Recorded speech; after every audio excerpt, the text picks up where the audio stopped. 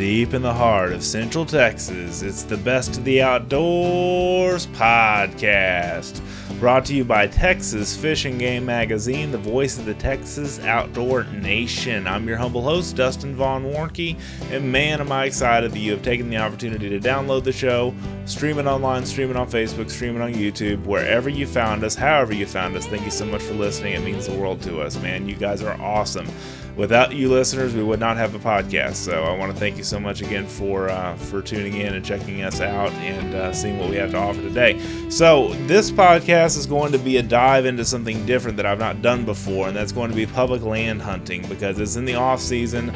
There's time for squirrels and rabbits and small game like that. There's time for hogs and a lot of off-season pursuits like that, with all the seasons kind of winding down, if you will. But I basically just wanted to have Trever Bryan and Jeremy Beaston on the podcast this week because they are hosts of the Cast, Blast, Grill, Chill podcast, and I think about them often when I grill and chill, and I listen to their show on a regular basis, and they've got a great podcast, just two guys, very authentic, very genuine, talking about the hunting and fishing lifestyle and just everything that has to do with public land hunting. And I've really honored them for a while for doing that, because they tell the good, the bad, and the ugly on their show about, you know, other hunters setting on top of them, or you know, encountering other hunters that aren't very happy, you know, that they're in their spot and that kind of stuff. I mean, they just do a really good job of working things out and making new friends and just really, you know, representing the outdoors well. So wanted to definitely have them on. So we're doing another three-way call like I did with Nag and Prowler a few episodes ago. And boy, this is fun. So I really enjoy having these guys on, and I look forward to being on their show one of these days too. So here's my interview with Mr. Trever Bryan and Jeremy Beaston from the Cast, Blast, Grill, Chill podcast. Here we go. So joining me on the phone is Mr. Trever Bryan and Jeremy Beaston. How are you guys doing this morning, this afternoon, this evening, I should say? Doing good. Good. Both of you guys are on. That's great. It's great to have you guys on the show.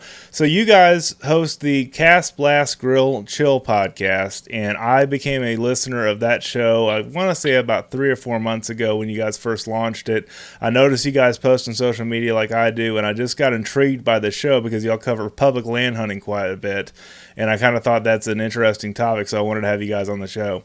Trever, tell me, or no, Jeremy, you first. Tell me a little bit about your background. Well, I'm 36 years old, self-taught public land hunter. Didn't really have anybody teach me how to hunt growing up. Didn't really have a lot of places to go. Fished from the time I was old enough to walk, and was always interested in hunting, but never really had an in. By the time I got into high school, I had some buddies and stuff, and they, you know, took me out to their place dove hunting and stuff like that, but that was really the only opportunity I had really to go hunting. So I got to digging around on the internet and asking around, and I figured out that for $48 you could buy your annual hunting permit, and it opened up a whole bunch of land, you know, to everything from doves, turkey, whitetail, etc. And proceeded to kind of dive in headfirst from there. Started out hunting doves and on public, and have expanded out now to hunt just about everything that, you know, not a draw tag in Texas, with the exception of turkey, which I'm planning on fixing this year. Cool. No, all on public. All on public land, and that's why I wanted to have you guys on, because that's something we haven't covered much. My only experience with public land is government land. When I first started hunting as an adult in here in Central Texas, I used to go up to Fort Hood. I mean, I would pound that pavement every week, every weekend to get up there between my job duties and hustle, and it was rough. But I mean, you guys aren't afraid on your podcast to talk about, you know, the good, the bad, and the indifferent. You know, it's kind of cool to listen to you guys. Trever, tell me a little bit about you. Well, I want to start out by saying that Jeremy and I are cousins. So cousins, we grew okay. up fishing together. Cool. Yeah, we grew up fishing together, and like he said, fishing since the time we could both walk. And he's a little bit older than I am, so you know, he taught me a few things along the way. And when we started the podcast, you know, we were already hunting public, and I think that just makes us, you know, a little bit little bit stronger of a hunter, but it sets us back in some other points. But I'm sure we'll talk about most of that, the good, the bad, and the ugly, like you said. Sure, and that's what I appreciate about y'all's show is it's just a conversation between two dudes that are just talking about enjoying the outdoors. And the other day I was grilling and chilling, and I thought about you guys, so y'all appear in my mind quite frequently because I'm like, man, those guys are really, your show is real authentic, is what I'm trying to say. And I always tell podcasters that I'm starting out with that, that I'm mentoring, that, that's what you really have to have is an authentic message of just, being a down to earth kind of guy. And that's what you guys both are. That's what I honor about both of y'all. Yeah, exactly. That's kind of where the idea from our podcast came, is because me and Trevor both used to, both drive trucks, for our jobs pretty much all day. And, to kill time in between stops, we'd call and talk hunting. And I was like, why don't we start recording this? It's campfire conversation. And, we can record these conversations because I feel like, there's not really anything that's talking, Texas hunting in a campfire, kind of manner. No, that makes sense. And I mean, that's what I've really enjoyed about y'all's show. And I listen to just about every episode I can. I'm behind on my podcast listening right now because I haven't had a lot of road trip and a lot of windshield time, but I plan to get caught up here pretty soon. And you guys have some great things happening with your show right now. Why don't y'all tell us something about that? Well, we just started a collaboration with a group called East Texas Hunting Club. They're actually a Facebook page. So yes, that's kind of our newest announcement. And it's a great group of guys. I'll give them a little plug here and just say that, anybody that goes to East Texas to hunt or is thinking about going to East Texas to hunt, they're going to accept you with open arms. And, there's such knowledgeable guys that, they'll get on there and answer any questions that you have. And so that was cool to be able to work with Josh on that and, just kind of open the doorway between the two on Facebook and, give them a voice of sorts. And, they have so many people that are taxidermists, running dogs, stuff like that, right. We'd love to talk to and, just kind of get the word out, people that work it and live it every day. And, sure. Yeah. And that's the one thing I've liked, both of you guys. I mean, this is my second three-way call that I've done on a podcast, but the one thing I like about the Cast Blast Grill Chill mindset is that it's about the lifestyle. It's not just about going and killing and catching and everything. And I edited an article for Jeremy not long ago for about chasing a limit, and it's not all about that. It's about the outdoor lifestyle. It's about conservation. It's about getting youth involved. I mean, there's so many different aspects to it. Don't y'all agree? Completely. At 100%. Yeah, so that's great. And so I wanted to just dive into public land hunting in Texas.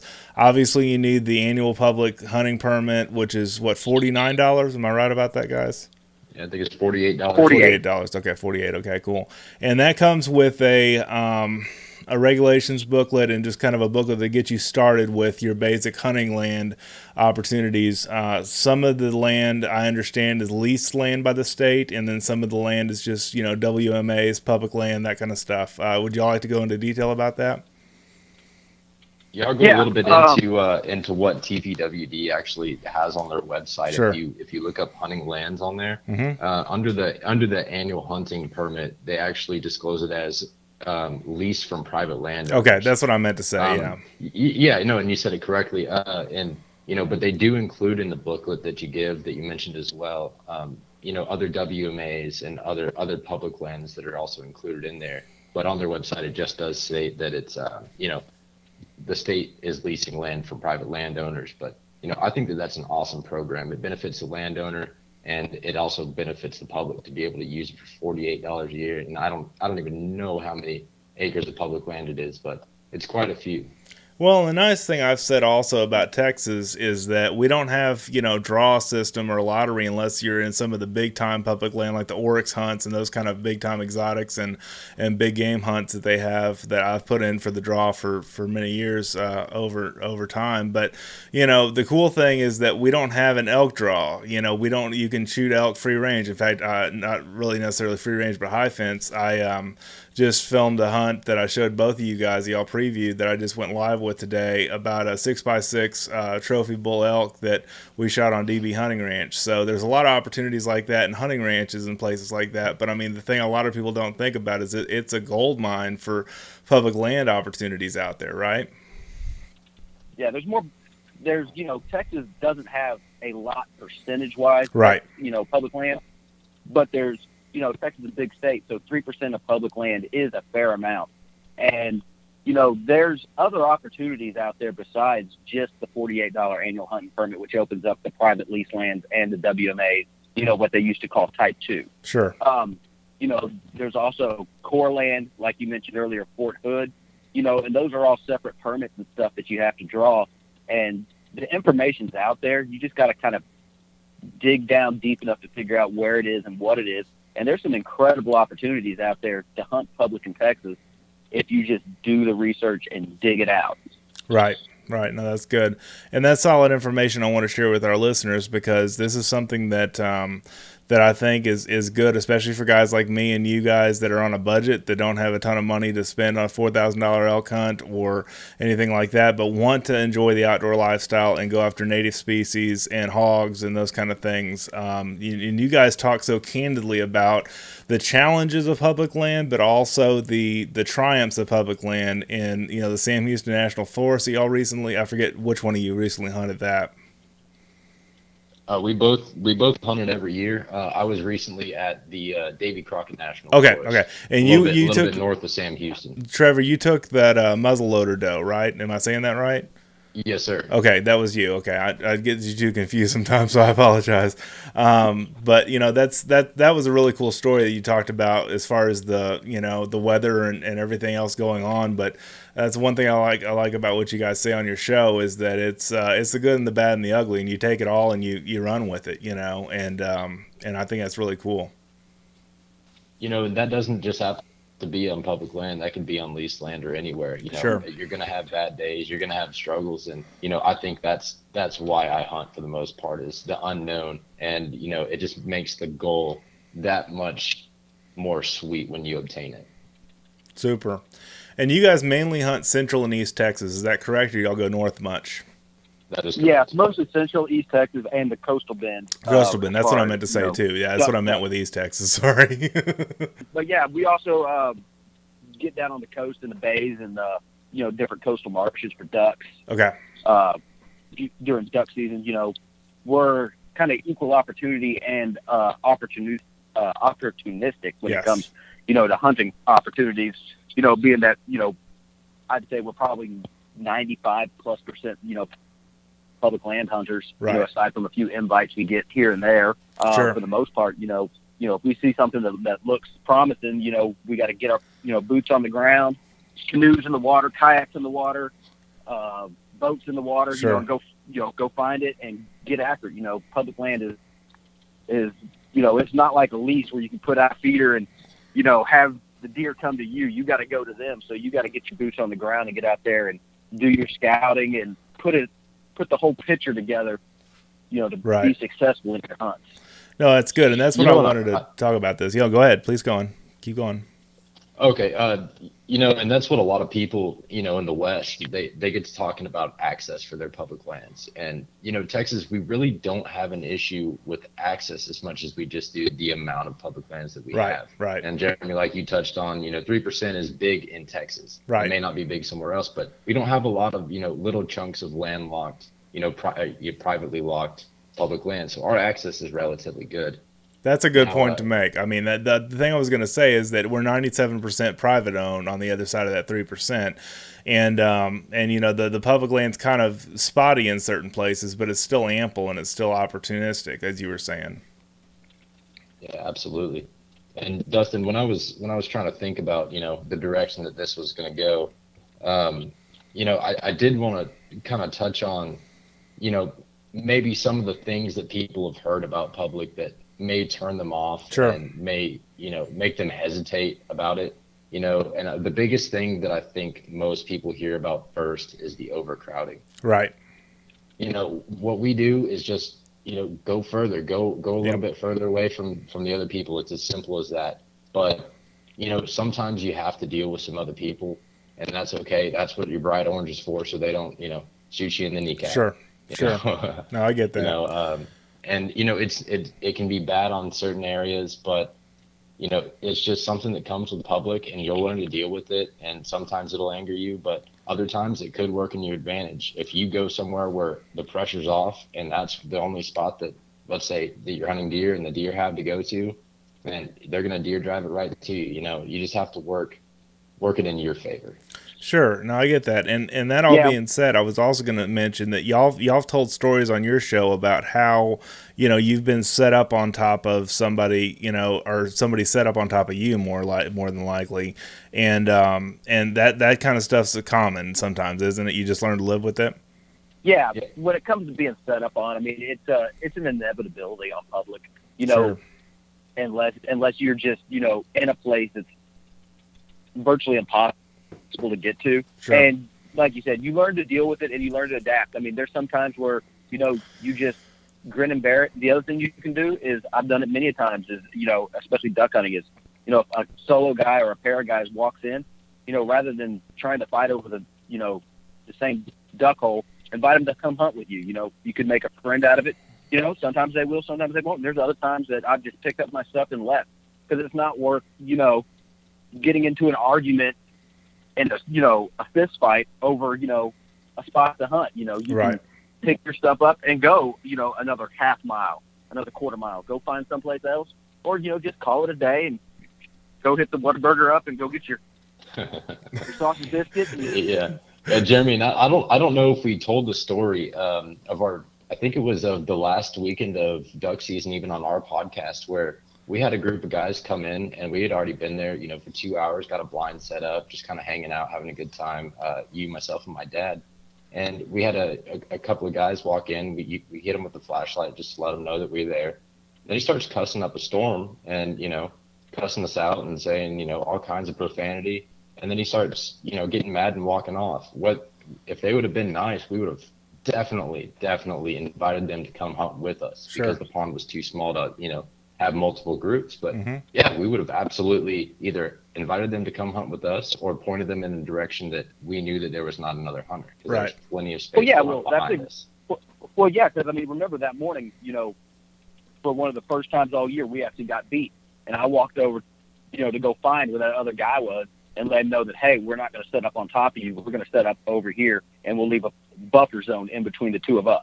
Yep, exactly. And, with that knowledge, if they wouldn't have come in with a bad attitude, it could have been so much better for them, because I think they got pushed out in a real bad spot. And that's another thing about, getting walked up on. I get angry. I'm guilty of it.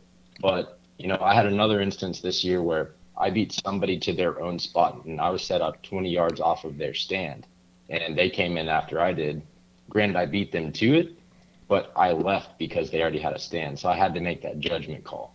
So, and I was nice about it. The guy was like, when we met back up at the truck, he's like, hey, thanks for, apologizing when we crossed paths earlier. That was a real great thing for you to do.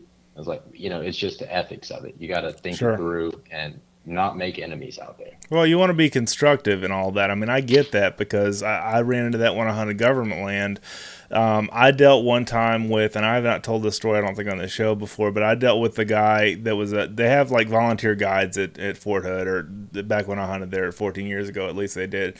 And basically one of the guys was very, hasty with everything, very upset about, I shot a button buck and I burned one of my buck tags and I really wanted to shoot a doe. I mean, he just had the worst attitude for hunting that there was, and it almost turned me off the sport completely. If I didn't really stick with it and do this outdoor industry thing like I wanted to, I don't know if I'd still be a hunter today because of him. So you never know who you're going to encounter, who you're going to turn on or turn off.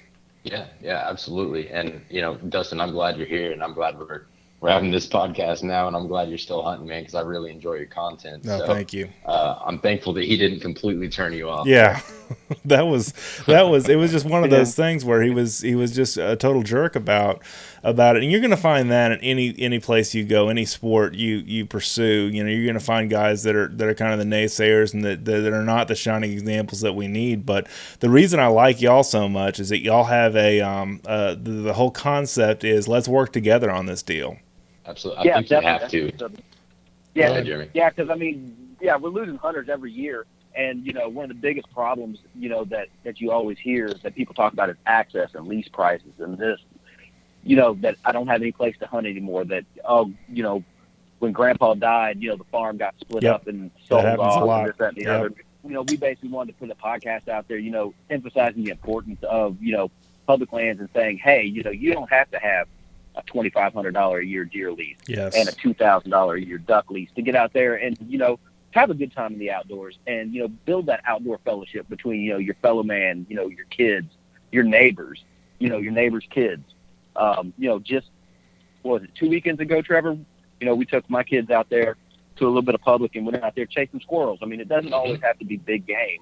There's plenty of small game, squirrels, rabbits, like Hogs. I said, I chase a lot of waterfowl, Yep. hogs. Yep. That's a year-round sport. Right. All the national forests are, open to hog hunting year-round.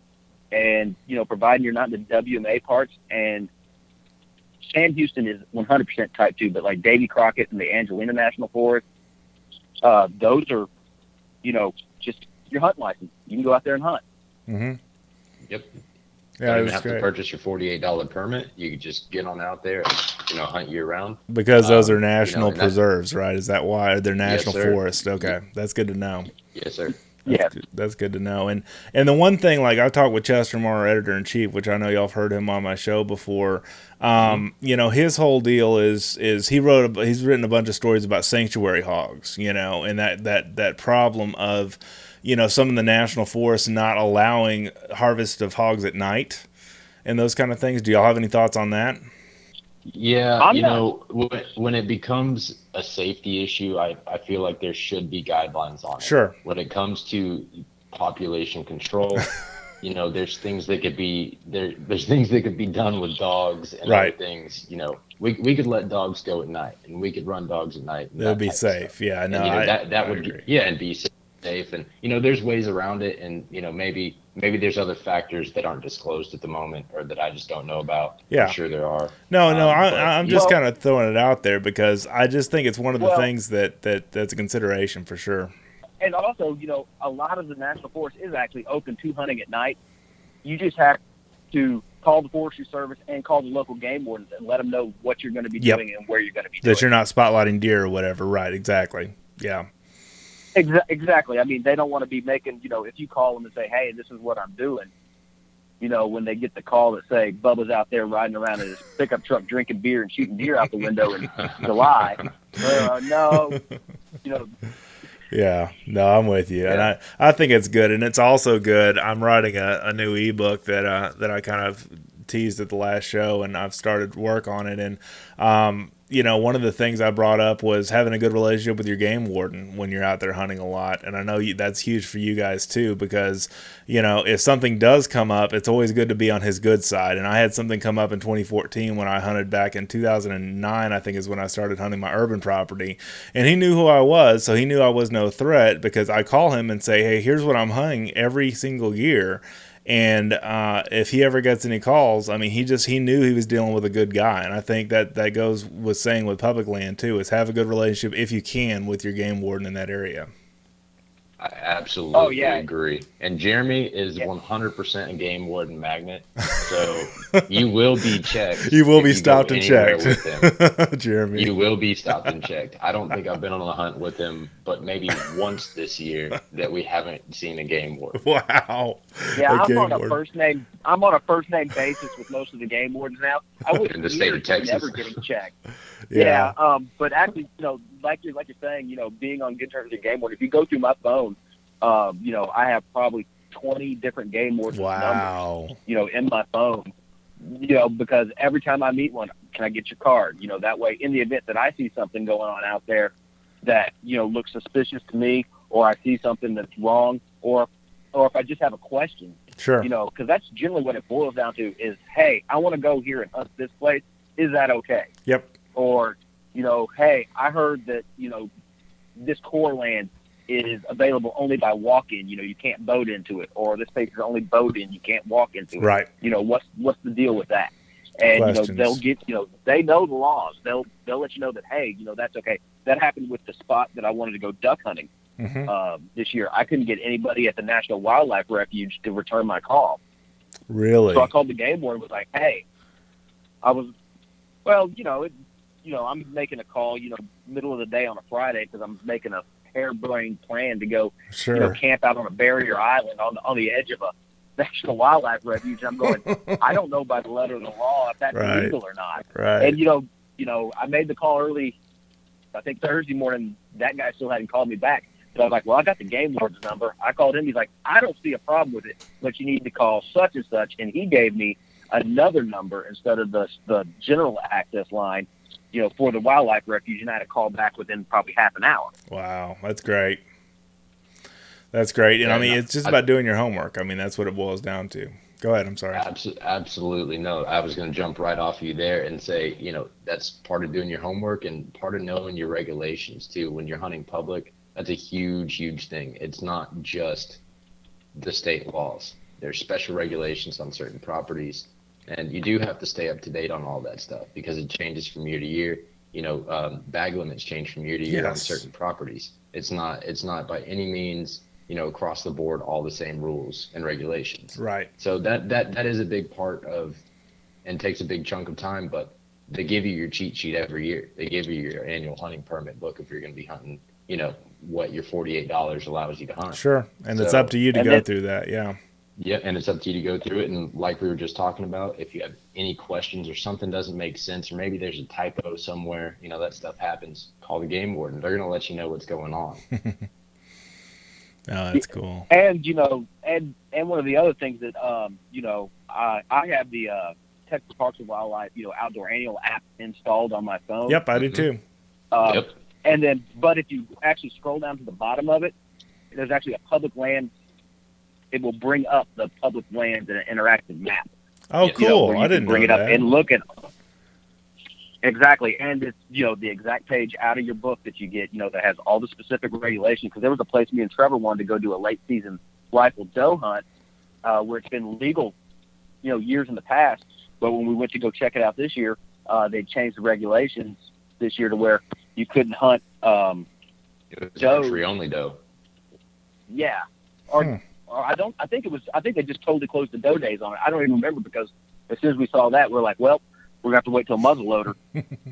Well, it was a special regulation. It was a weird one, man. And that's what I'm talking about is it was during archery season only, but you can harvest with a fire. It was like 2 weeks after archery open season, but you can hunt with a gun in that little period. And it was super weird. So there's some weird regulations.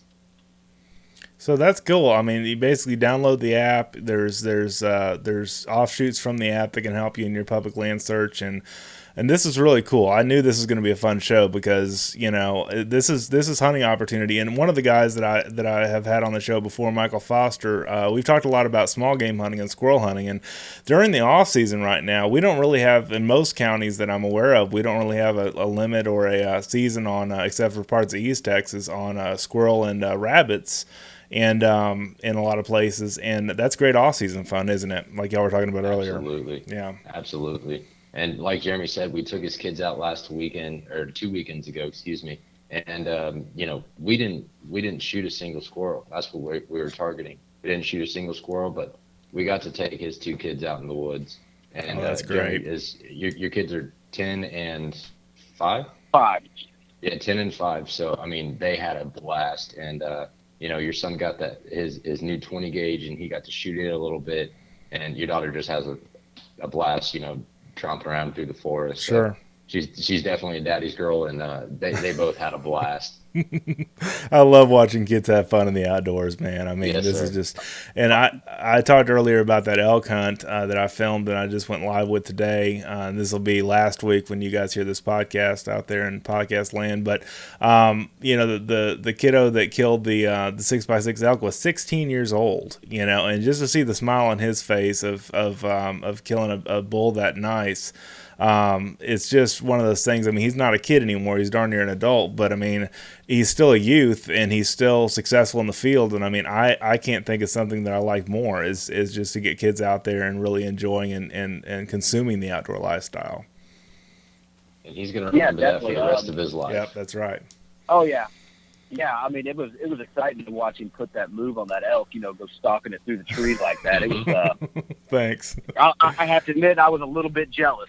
Yeah, no, I get that. But yeah, I just went live on that on Facebook today, and it's had a lot of really good, a lot of good exposure and a lot of good comments on it and everything. But it's just this is our next generation. Getting them involved and getting them connected and getting them, because my son, I took him bass fishing, or actually we were just going to bluegill fishing for one of the local parks we go to here, and we ended up feeding the ducks. We just ended up hanging out, and we caught one bass, a little one, and it wasn't really, the fish were still deep because it's still cold.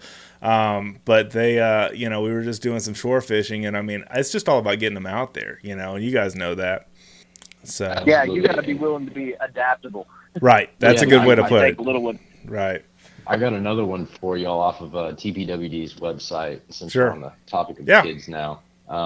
They offer a mentored hunting workshop, and I'll just read a little excerpt here. Is select state parks and wildlife management areas will be conducting mentored hunting workshops designed to introduce and educate beginning hunters and their mentors into the hunting experience. Oh, that's good. That's real good. Yes, sir. I love that kind of stuff that our state puts on like that. It's kind of like this week that the show's going to go live. I've got an article coming out about the shad laws. I don't know if y'all are familiar with this, but Texas Parks and Wildlife last April changed their laws on how to transport shad to stop the spread of zebra mussels. I wrote that article in an effort to educate our audience at fishgame.com and Texas Fish and Game, just because a lot of guys that don't understand the rules, and you guys know this about public land hunting, if you don't stay up on the rules and don't really know what they are and are confused by it, you just shrug it off and do what you've always done, and their ignorance of the law is no excuse, as they say. So I always say it's good to be prudent, and it's good to do your homework, like we've kind of been the theme of the show. Yeah, one of those shad laws, Trever actually made a joke because I have a big 256-quart igloo cooler. He's like, hey, one of these times when we go fishing, make sure you don't put your shad in there with your catfish. That's right. That's a big no-no now. Yep. You're gonna need a permit to do that. You need a $60 permit to do that now. So that's the one difference. But yeah. And I just kind of thought I brought that up because it made me think about public land. You've really got to be in the know of what you're doing to make sure you're following the law, and I wanted to definitely bring that up. So that's funny. Yeah, we actually just posted up today when TPWD released the 2018-2019 their proposed regulations, and right now they're allowing everybody to come in and make comments, and so they'll take all of that into account, right, and possibly make edits from just the general public commenting on it. And that's a great thing to have. It's a great form to have, right? Yeah. Absolutely. And I think that's really cool. Whether or not they use it, it's super cool, and you get a little sneak peek into what's to come in the next season. Well, it's kind of like, and it definitely gives you a chance. Go ahead. I'm sorry. Go ahead, Dustin. No, you go ahead. Well, yeah, like I said, it definitely gives you, it gives you a voice. It lets your voice be heard. Right. It will be considered. And it will be heard. Whenever you in the public comment period, whenever you put it out there. That's the way that they, they're looking at modifying possibly the East Texas hunting season to have it coincide, to make one deer season all across Texas. Right, a statewide season, right. Because I know that's been a contentious point for years over in East Texas, the fact that them boys down in South Texas get to hunt for an extra 2 weeks. Right, and that's not fair to the guys in East Texas. I was also going to say one of the things that I think they're considering this year statewide is air guns for deer, for native game, not just for exotics and hogs. And I don't know if you two have watched my hog hunting video I've done at DB Hunting Ranch with the Air Force Texan, but that's a 45 caliber air rifle, and I dropped a hog like a sack of potatoes. It was a neck shot and everything, and it was a good shot. But the thing is, that's a more than ample weapon for harvesting deer. It's just that there's ignorance, and people don't understand that air guns have come a long way. And I'm excited to see something like that pass in the future. A lot of other states have done that with air guns, have seen how PCP air guns work and how powerful they are. And that's the kind of thing I'm kind of excited about right now. I'm trying to steer clear of that because I'm going to spend all of my money if I get too invested in any of that. All your money's gone, right? Yep. I can't have another obsession right now. I got too many already. Yeah. Yeah, they're also looking at legalizing air bows too during. Yes, that's the season. other thing I was going to bring up. I'm glad you said that. The couple of concept ones are super, super cool, man. The videos on those are awesome. Right, and then the Pioneer Crossman has the Benjamin Pioneer airbow that runs out at, I think, 450 feet per second, which is faster than any crossbow's ever been. It's well over 400. I know that. It's at least 4.25 or 450, but it'll sing through there. I mean, the drop's going to be a lot less, and that's the thing that I'm kind of excited about is that's an ample weapon, too. Jim Shockey's killed a buffalo, and there's other guys that have killed buffalo and other large game with them to show that they can be ample, hunting weapons, ample harvesting tools that we use in hunting. And I'm just kind of excited about where all this is going because the technology is continuing to improve, and we as the consumer and media guys like me, get to have all the fun with doing this kind of stuff in the outdoors. It just continues to get better and better is my point. Yeah, absolutely. So, yeah, that's definitely the way the outdoor industry seems like it's going, is that the products just seem to improve leaps and bounds every 3 to 5 years. It seems like it's taken, not just a small step forward, it's taken a big leap forward. Right. We've gone with, all the technical type, clothing systems and camo systems now, that'll cover you all the way from early season, till, to a alpine, goat hunt. Right. It's all a system that builds in, and it's just, amazing. That stuff was mountaineering clothing a few years ago, yes. And now, you can buy it, in camo. That's true. That's very true. I think a lot of the people there they can really understand the conservation side of when people start talking about, hunting fuels the conservation. How much of your license goes to the conservation. I think people can really get behind that, and it's an honest way of really showing people that we have the best interests at heart. Right. Exactly. No, that's solid. And I mean, that's the whole thing that hunters get a lot of flack for is, you're killing poor innocent animals and defenseless animals. They're not defenseless, man. They've got better hearing, better eyesight, better noses, especially hogs. I had Rex Holmes on the show back around Christmas, and he said that, I don't know where he got this from, but he said, one of those mints you get from Sonic, the little peppermints. He said that a feral hog could smell one 7 feet deep underground. Well, I've been burying soured corn for the past 2 weeks now, and I think after listening to that podcast, and I've been doing the classic Kool-Aid corn water, right, and letting it rot in the 5-gallon bucket. And where I'm hunting public, I gotta hike that 5-gallon bucket on my back. Yep. So I've been taking it in. I dug the hole, dumped it in, buried it, covered it up, packed it on there, and I came. That was 2 weekends ago when we were out squirrel hunting. Came back 2 days ago, the next week, 7 days later, they'd ate 40 pounds of corn.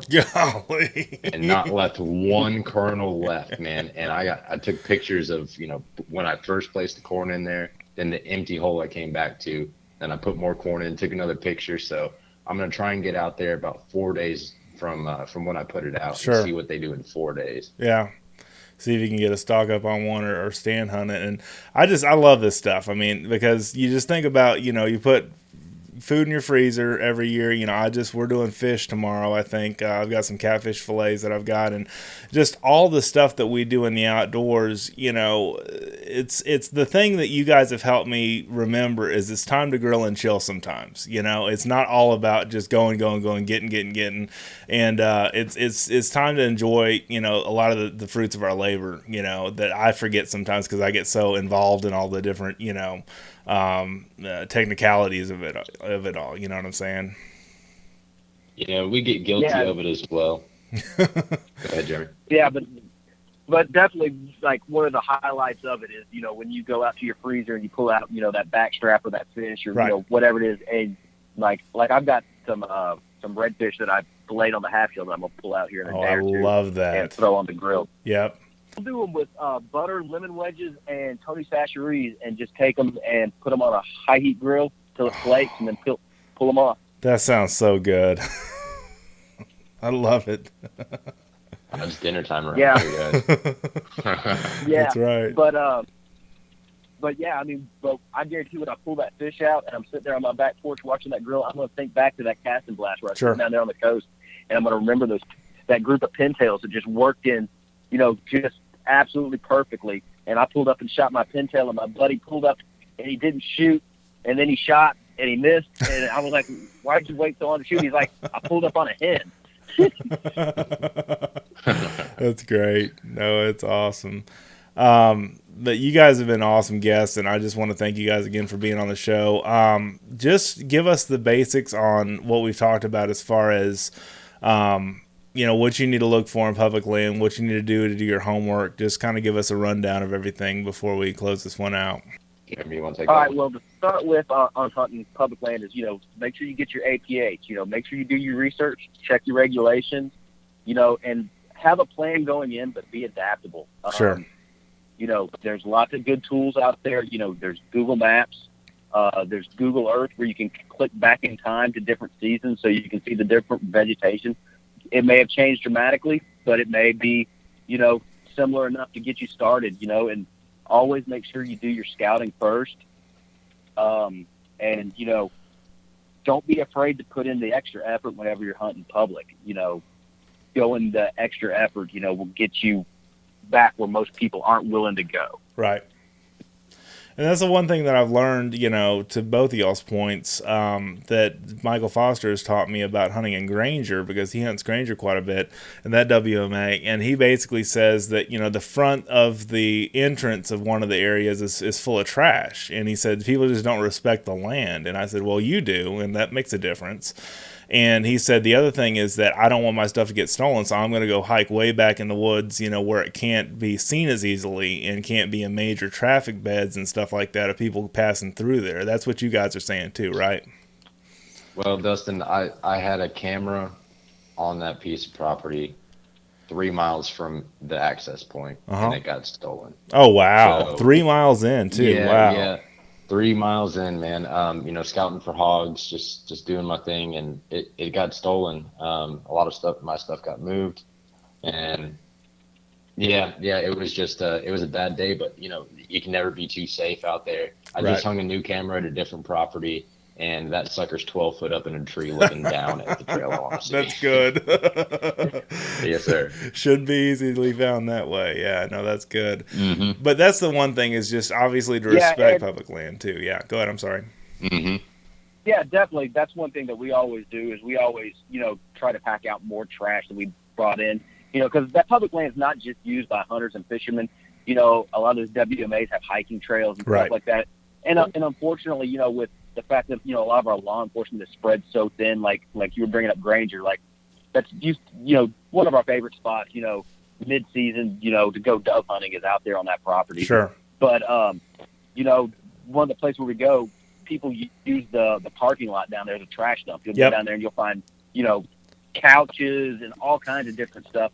But, we always try to, bring a couple, empty Walmart sacks and just fill them up on the way in, and that's, kind of our motto is to, leave it better than we found. Right. I think that's great. I'm so glad y'all said that too, because that needs to be reminded to our young hunters, especially, that, if you leave places better than you found it, you're leaving it for the generation after you. You're leaving it for the hunters that come after you. You're leaving it for the wildlife that comes after you and everything. So what else do you guys want to talk about? What else have we not covered so far? Because y'all done a great job on this podcast for sure. I think we've covered quite a bit. Sure. And, we keep talking about going further and doing more. Mm-hmm. And I feel like that's not a bad thing. That makes me a better hunter. Sure. It makes me put in the effort more, so much more effort. I get to see more wildlife. Right. I get to interact with more things. I get to spend more time in the woods than the other guys that hunt right in the gate. Yep. That's good. That's solid. That's super valued to me. Because that's really what hunting is all about, is going deeper, doing, and that's in this book that I'm writing right now, this ebook. I'm basically talking about people that want to be successful in this industry. You've got to go harder than the other guys that just do this for fun. If you've got a podcast, you want to get it out there in more places. If you got, that kind of stuff. So, I really honor you guys for what y'all do on your show. I want to thank you. Maybe one day I can hopefully be a guest on your show too. That would be great. Absolutely. But, We'd love to have you on, Dustin. No, I appreciate that very much. And you guys typically do a Skype call, and I know I typically do phone. But the main thing I wanted to bring home is y'all have your own Facebook group and y'all own Facebook page, right? Is that true, or is it just a group? It's both. It's a page. Correct. A page? Yeah. Okay, cool. Good deal. So Cast Blast Grill Chill podcast, find it on iTunes. You can also find it through Facebook and subscribe to it through through different places like that, right? Yes, sir. No, it's on all of the major platforms for wherever you find your podcast. Same deal as this one, yeah. Same deal, yeah. So Stitcher, and iTunes, it's also, all that stuff. Yeah, Stitcher, iTunes, Google Play, and it's also we do the same thing as you. We simulcast it on YouTube as well. Right. Sometimes you get to see me and Trever talking on Skype. Other times it'll just be just a logo. The logo, yeah, just that's like depends mine. on how well done. But I want to thank you guys so much again for joining us, and we'll definitely check out your show as well. Thanks, Dustin. All right, thank you. Thank you, Dustin. Really appreciate it. And there they go, Mr. Trever Bryan and Jeremy Beaston from the Cast Blast Grill Chill podcast. Love these guys. Plan to be on their show one of these days soon, and plan to have them back on one of these days soon as well, because they're just a wealth of knowledge, especially around public land stuff, because they go hard in the paint. They don't quit. They keep on going, through the challenges, through the rough patches. No matter what, they persevere. That's the thing I've always liked about them. They never talk down about public land hunting like a lot of hunters I talk to do, and just really great information there in this show to share with you on how to get out there and make things happen in the outdoors. Now, I also wanted to mention that I've not talked a lot about public land hunting, but what I always want to do in this show is make the outdoors more accessible to everybody, and public land does that.